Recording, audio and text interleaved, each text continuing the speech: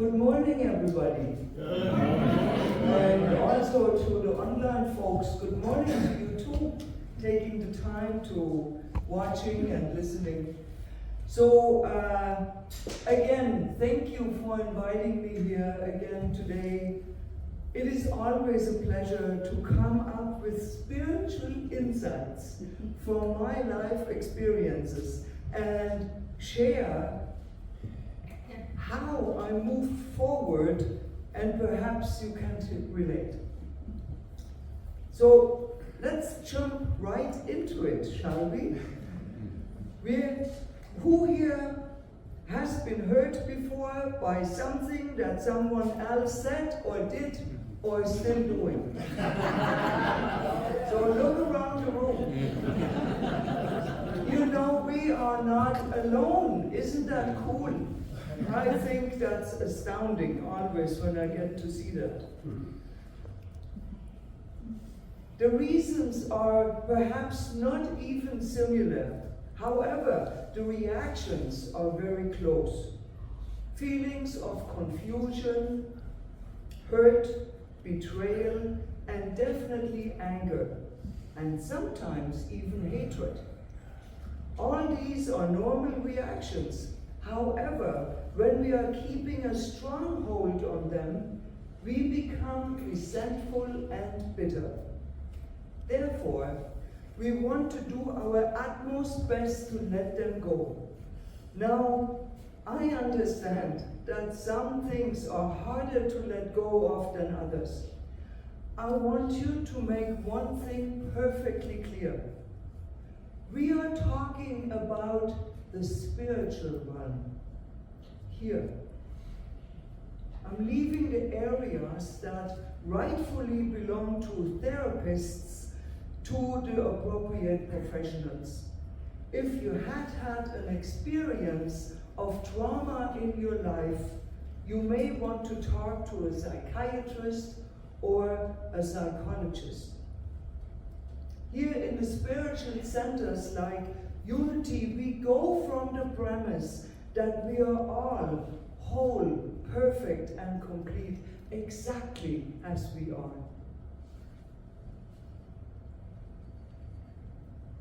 The trick is to remember that. When someone steps on my feelings, I forget that immediately and react with emotions that most often come from the compartment labeled, I'm not good enough. How do I feel when I'm thinking I'm not good enough? Well, plainly lousy, right? Small, overlooked, insignificant, not worthy, miserable. How do I feel when I believe I am good enough? Strong, filled with energy, hopeful, kind, loving, compassionate, worthy of all the good. How do we get to believe, really, truly believe that we are good enough? Well, that comes from doing our daily work of practicing the divine presence within. You have all the bits and pieces here. You do it every Sunday, and hopefully you continue doing it daily. And during our practicing, we are being made aware of things. They may be ideas, a notion, a sensing, and we would be wise to follow these messages. For instance, a long time ago, I had a grievance with a person, and I did numerous forgiveness exercises to let that all go. Last year, a situation came about that clearly showed me that I still had a grudge. Really? Seriously? I thought that was done.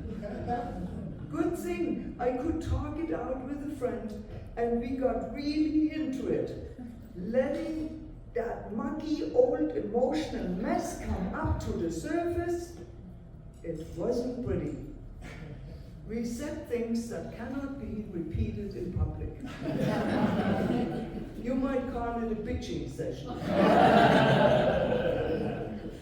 You think a practitioner and minister is exempt from emotions and feelings like that?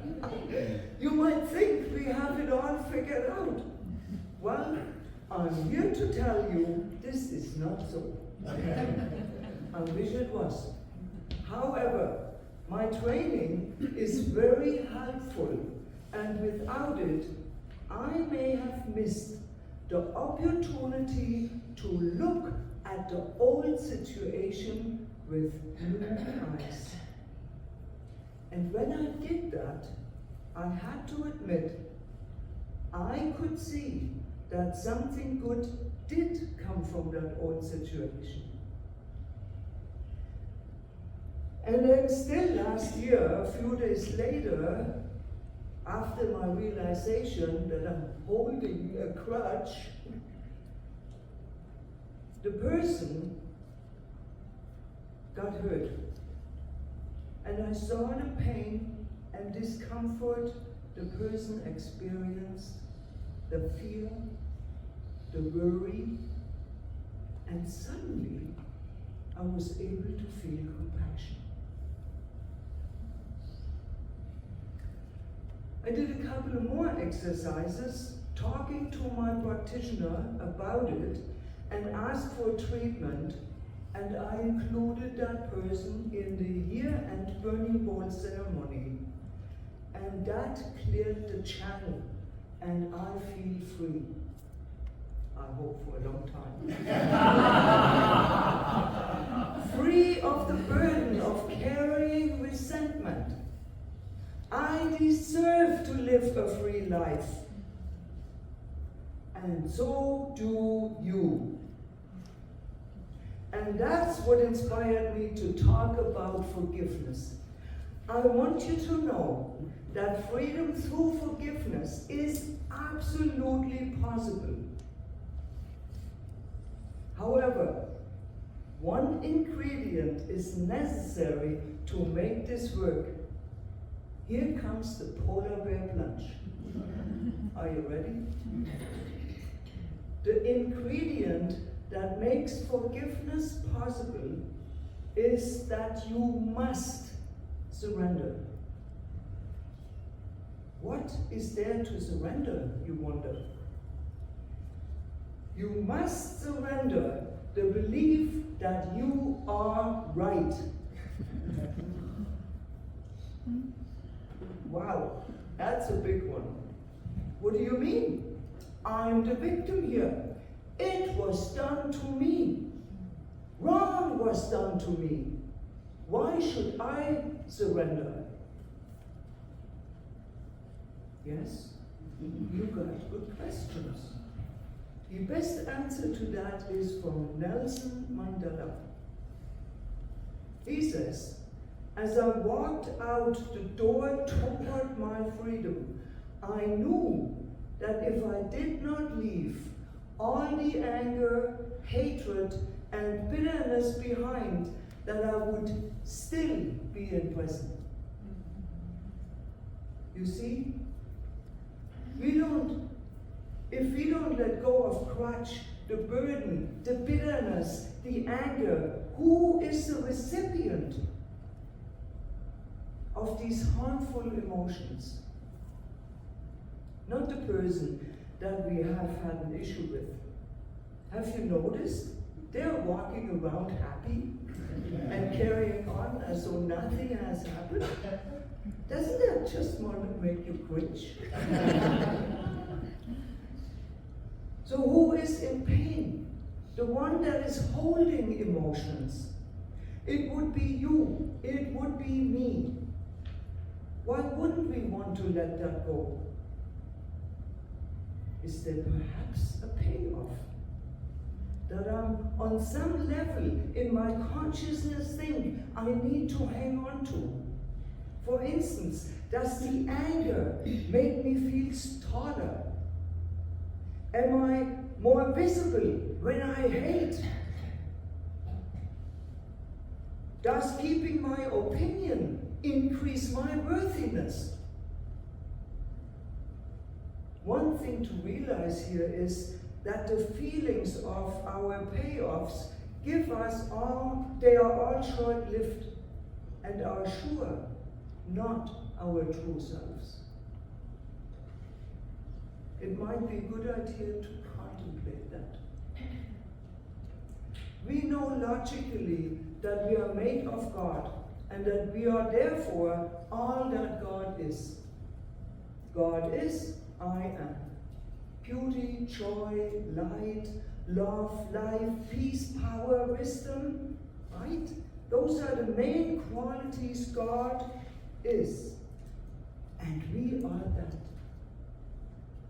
When we hold a crutch, we are building a wall of negative thought between our true core and the outside.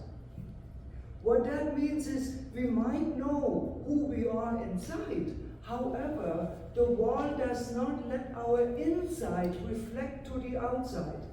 We are standing on the outside of the wall and defending ourselves to all the outer circumstances with tools only found on the outside, such as the belief in pain, lack, fear, and unbelief. They are mental blocks cemented in negative experiences. And we are in total separation from our essence. We must take down that wall, completely dismantle it, erase it, make it disappear. It does not protect us from anything. Thank goodness. This is simply to do, as this is all done in the mental realm. The power of thought is our answer. Go to the core of our being and know that you are a divine being, made as the likeness of infinite intelligence, the essence of life. All the good, all that God has is yours. All the power, all the glory. We got to cement that into our memory.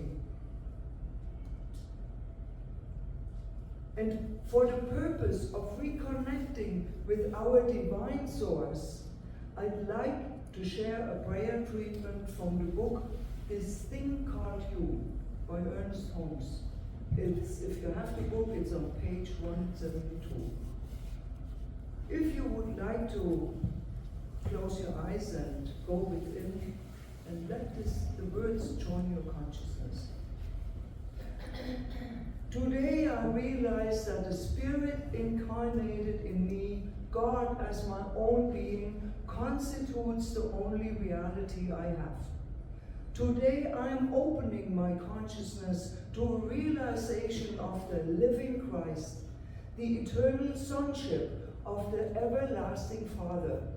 I know that it dwells in me, and I know that there is an invisible guide, a living presence with me at all times.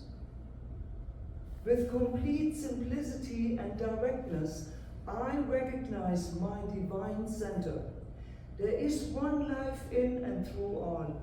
Consciously, I unify myself with pure spirit in which I live, move, and have my being. I am strong with the strength of the all-vitalizing power of pure spirit.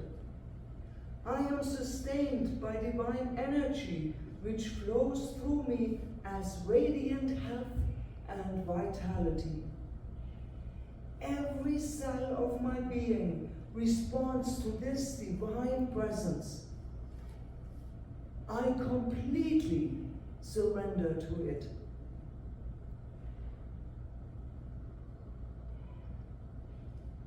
And if you want to come back, that was powerful.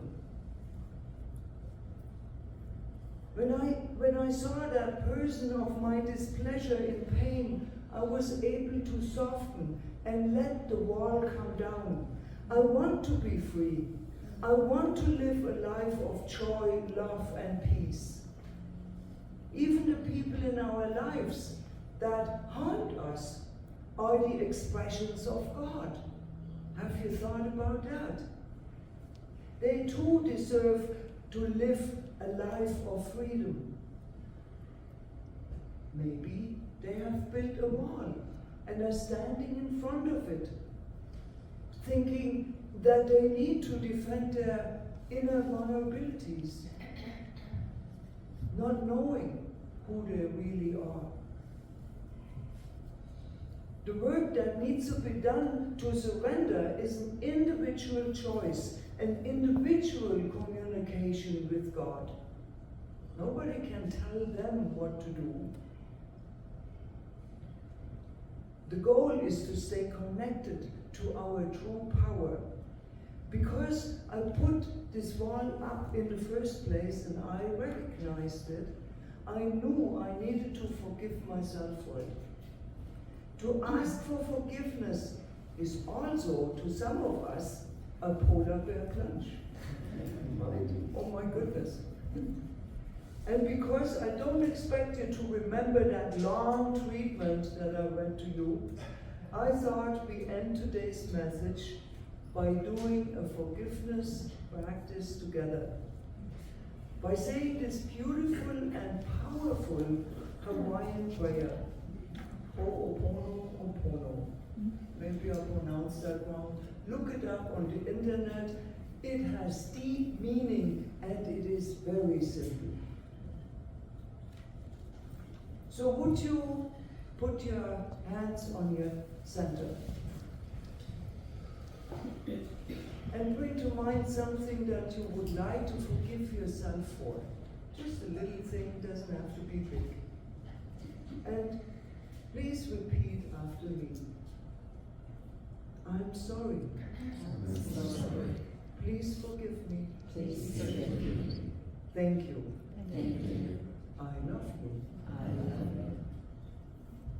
And now take the polar bear plunge and put in mind a person that you have a grievance with, or still do, or something that you really want to let go of. And repeat after me again. I am sorry. I'm sorry. Please forgive me. Please forgive me. Thank you. Thank you. I love you. I love you. Thank you for playing along. Do this when you're stressed. Do this when you want to forgive someone. Do this when you want to forgive yourself, and your world will right yourself. Do it daily. Be living a life of freedom. Start within. Let no wall separate you from the good inside. You are worthy of all the good. Thank you for listening. Namaste. Namaste.